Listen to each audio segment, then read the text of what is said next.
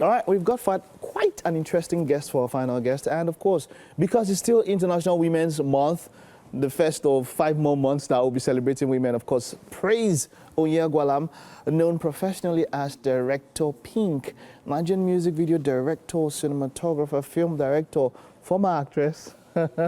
She's been there, done that. Quite a number of some of your favorite music videos. She was the one behind the scenes and all of that. It is great to have you here. You are welcome. Thank you. Thank you so much. How have you achieved so much at such a young age? I think it's just because I started early as well. So yeah, I started at the age of 16 and unprofessionally though, yeah. And you had the opportunity with church and all of that. I know you've spoken about this at different times and all of that, but just for the sake of inspiring younger people out there, not just only filmmaking, but women as generally, talk to us about your journey to this stage and just inspire some young girls out there. Okay, well, a woman inspired me. So I started from church. I saw a lady who was using the camera and I just felt like this is quite unusual and I like to always take up a challenge. Okay. So then I met like the video head lead in my church and I told him I wanted to join the team. And he was really calm about it and he said, oh, okay, no problem, you can come and join. So while on the team in church, he also gave me opportunities to, join him for wedding shoots. Okay. There was some other, then he also taught me like mini editing and stuff. So I had a very crappy laptop, but I managed to use it to edit and stuff. So yeah, so still while progressing, when I got to Unilag, and while in Unilag, I started doing graphics design, I started doing animations and stuff. So it wasn't just basically, it wasn't like I stumbled on it. So it was more like I was just finding my purpose, trying to do like exploring different creative things. And luckily I was able to, one particular day, I decided to just network on social media, just connect to like various creatives. So I was able to connect to like a colorist and different film directors. So it was like a colorist that then introduced me to other directors that were in the music video space. And I kind of quite enjoyed it. So I would go on sets. Like it wasn't like a paid job. There was a time I went from what's it called? From Yaba to like Ekpe for I can't even forget that day. That's a special place in your mind because the way you juggled when you said Dangote Jetty. To Ekpe, and you were not being paid, you just wanted to just be part of someone else's set. But the thing is, I wasn't mad, I wasn't angry, I just enjoyed it. I just enjoyed being there. So that's when I knew, okay, this is what I wanted to do. And after that, I was then one of the people I had gone on his set to do 1 or 2 free jobs. Clarence Peters was looking for someone, like, he wanted to do like an all-female crew. Yeah. So he then referred me to Clarence Peters, like, oh, I think this girl can really take up this job. Yeah. So when I got the call, I had no idea like how I would do everything that was needed for me. But like the main thing I said was yes. I think that's the magic word, saying yes. Saying yes, opportunities when they come and all that. So to any young girl out there, using your own life as some sort of guiding point, what can ladies do out there to get to that thing that they want, that dream that they have? How do they go about it? Like you mentioned now, you had to go. Some people don't want to pay their dues. You paid your dues. You talk about going far. Some people talk about, oh, they use people, I've been used, I don't like, but it's part of the process, right? Yeah, of course, of course. So one thing I would say is always trying to make sure you network. Number one, the most important thing is mainly not seeing yourself as a woman as an obstacle, rather than using it as an advantage.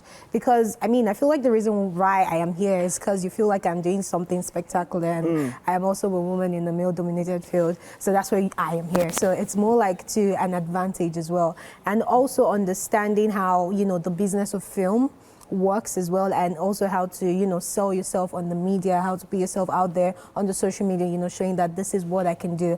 And one thing as well, even while being a woman and you're in the filmmaking or any creative space at all, one thing you need to know is how to actually be very good at your craft. Because it's one thing for you to be a woman, it's not an excuse for you to then say I want to be doing things that I need. So I always made sure that all my clients, the artists, even commercials that I work for and stuff, I always make sure that there's one thing very important that they get, like extreme value for what was paid for. So it's more like when the men are giving like 100%, I'm trying my best to give 1,000%. I'm trying my best to give even more value than what was paid for. Yeah, so that way they have that, sweet way of just referring you when they feel like they got enough value. I like so that. That's like the not business just because of you're a film. woman. Exactly. How did you get to work with Davido? You've worked with him on different projects and all of that. Was it a referral? How did you get to work with him? So funny enough, it was a referral.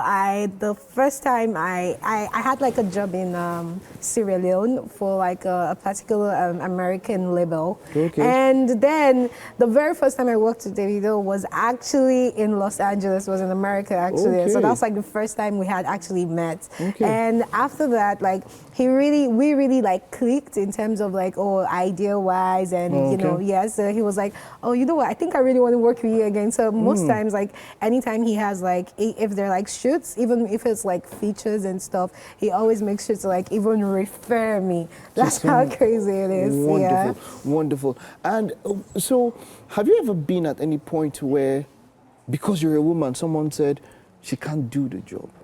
Yeah, I think because they just feel like maybe you're not capable enough. How did you respond? How did you respond to those kind of things? Or have you lost a potential job just because you're a woman or something like that? Well, I feel like at the beginning stage, I had lost. I lost quite a lot, right?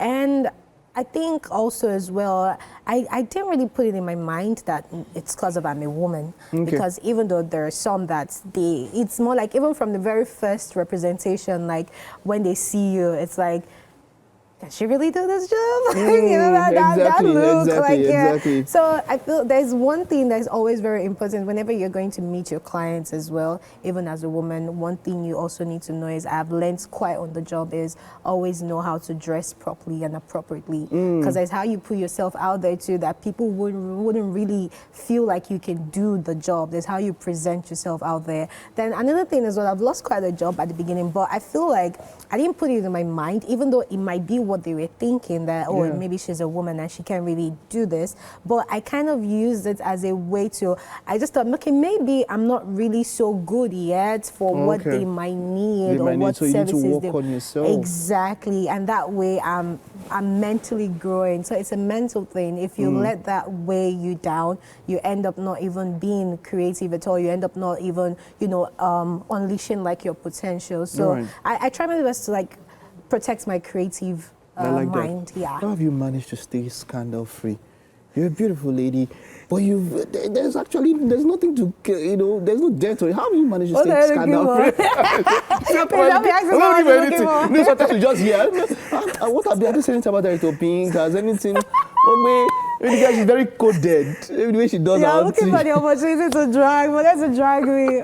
Well, how have you managed to stay scandal free? Well, I mean, I really just, I kind of mind my business. I avoid like drama. Like even when I go to like, events and stuff, I just do my thing and I go back to my house. What's your social life like?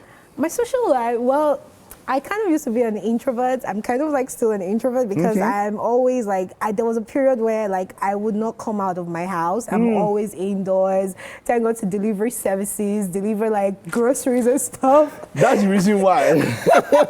We'll find a way to get you out a bit more. Maybe if we get you out a bit more, we'll have more things to tie to you.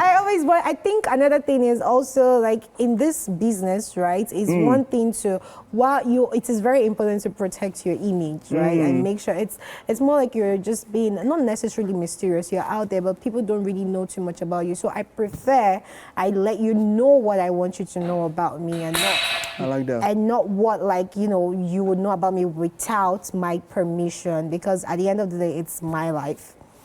You do have a good head on your shoulders. You're a wonderful person. All right, but we have breakfast for you. Are you fasting or something? I'm not fasting, though. Okay, Christians. Wait, don't. Are you Christians are fasting? Yes, Muslims are fasting. What are you, traditionalist? I'm also. Okay, but we'll have something in the kitchen for you. Let's just head over there. Thank you. You're welcome.